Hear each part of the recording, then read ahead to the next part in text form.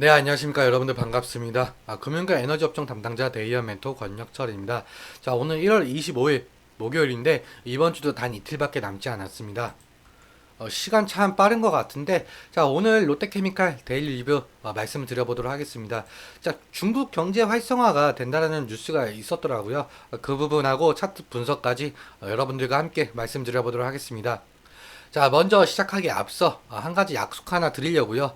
직장 생활 하시나 바쁘시잖아요. 그런 분들을 위해서 기업의 정보를 저희 대기업에서는 24시간 이 기업이 살아있는 날 정보를 드리려고 노력을 하고 있습니다. 자, 영상 끝까지 한번 지켜봐 주시고 댓글로 궁금하신 부분 남겨주시면 다음 영상에서 말씀드리겠습니다. 자, 구독과 알림 설정은 저에게 큰 힘이 되니까요. 한번 꼭 눌러주시면 정말 감사할 것 같습니다. 자, 그럼 바로 시작해 보도록 하겠습니다. 자, 먼저 롯데케미칼은 여러 사업을 하지만 기초소재 사업에서 많은 매출 비중을 차지하고 있죠. 자, 기초소재 사업에서는 국내 1위의 에틸렌 생산량을 바탕으로 석유화학 제품의 중간 원료, 합성 수지, 화성 제품, 다양한 포트폴리오를 보유하고 있죠. 자, 여기서 에틸렌이라는 것을 좀 주목을 해봐야 할 텐데, 자, 에틸렌을 가지고 어떤 것을 만드냐? 첫째로 냉각수, 자, 둘째로 열 전달 유체. 자, 열 전달 유체는 난로, 보일러 이런 곳에 사용이 됩니다. 자, 그리고 세 번째는 폴리에스테르. 자, 폴리에스테르 같은 경우는 섬유, 필름, 플라스틱 등의 제조가 이용이 되고 있죠. 자, 네 번째로는 폴리우레탄. 자, 폴리우레탄은 접착제, 코팅제 이런 곳에 사용되기도 하고, 다섯 번째로 표면 활성제까지. 자, 표면 활성제는 세제, 화장품 이런 곳에 사용을 하잖아요. 자, 그렇다 보니까 에틸렌은 사용처가 무궁무진하다라고 볼 수가 있을 것 같습니다. 자, 그리고 에틸렌 같은 경우는 나프타를 분해해서 생기는 물질인데, 자, 나프타는 석유를 분해를 해서 나오는 물질입니다. 자, 그렇다 보니까 석유 가격과 나프타의 가격, 에틸렌의 가격이 매우 중요하다라고 볼 수가 있을 것 같습니다. 지금 현재 나프타의 가격과 에틸렌의 가격 차이는 얼마 되지 않습니다.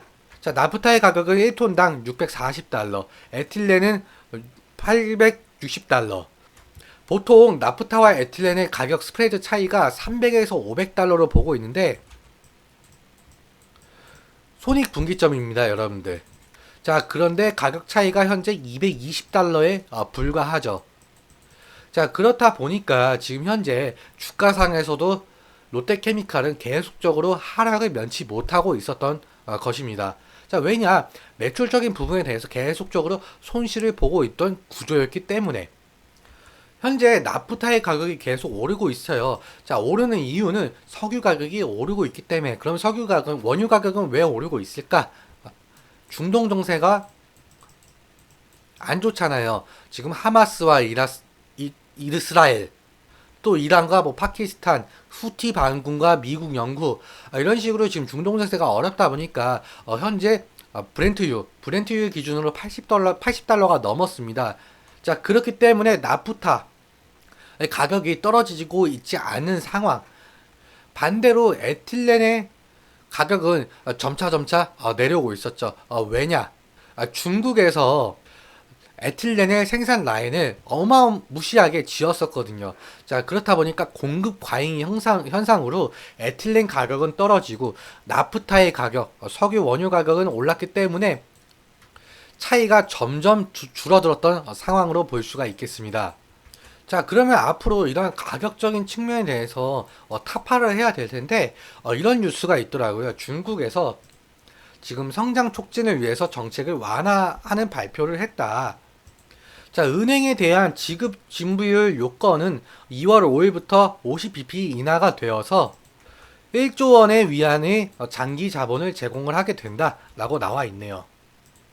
자, 여기서 지급 준비율이란 은행이 고객으로부터 받은 예금 중에서 중앙은행에 의무적으로 적립해야 되는 비율을 말하고 있는데, 자, 이 비율을 낮춘다라는 의미는 돈을 푼다라는 의미가 될 수가 있겠죠.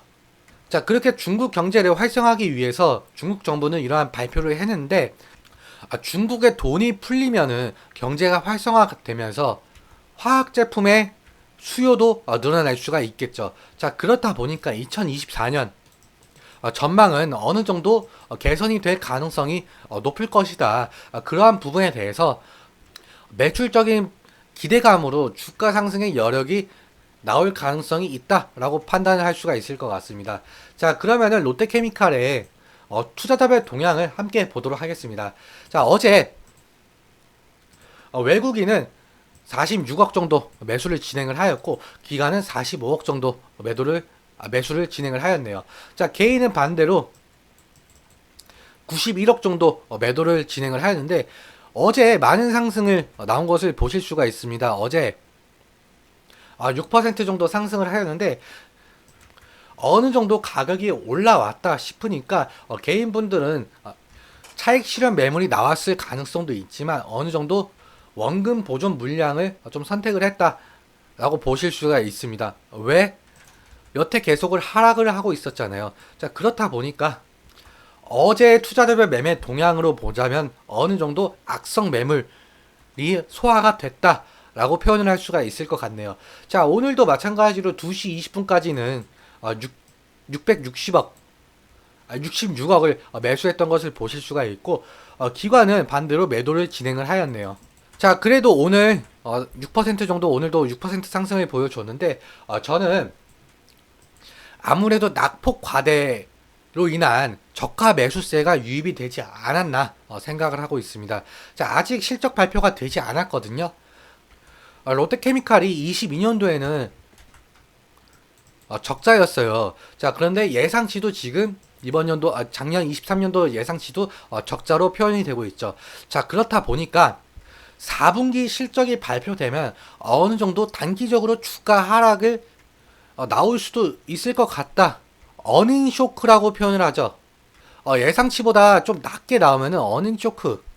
이 부분 리스크 관리 어느 정도 해줘야 되는 부분인 것 같고, 자, 그럼 바로 차트로 다시 돌아와서, 자, 어떻게 대응을 해야 될 것인가 여러분들이 궁금해 하시는 부분은 이 부분이 싶은데, 지금 오늘 21선을 돌파해 주는 것으로 보여줬어요. 하지만 내일이죠. 내일 금요일에 다시금 21선을 이탈을 하게 된다. 그러면 5일선 근처까지는 열려 있다 라고 말을 할 수가 있을 것 같습니다.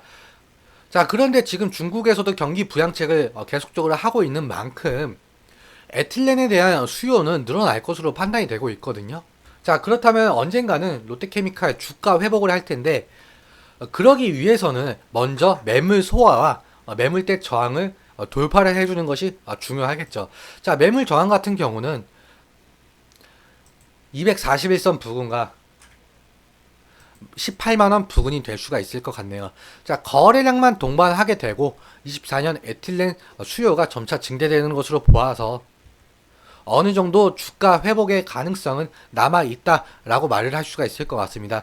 자, 오늘은 그럼 여기까지 말씀을 드리고, 주가적인 부분에 대해서는 제 개인적인 견해이기 때문에 참고 용도로만 생각을 해주시면 좋을 것 같습니다. 자, 구독 한번 눌러주셔가지고 롯데케미칼 어떻게 흘러갈지 저와 함께 지켜보시고 다음 영상에서 뵙도록 하겠습니다. 자, 오늘도 시청해주셔서 너무 감사하고 지금까지 멘토 권혁철이었습니다.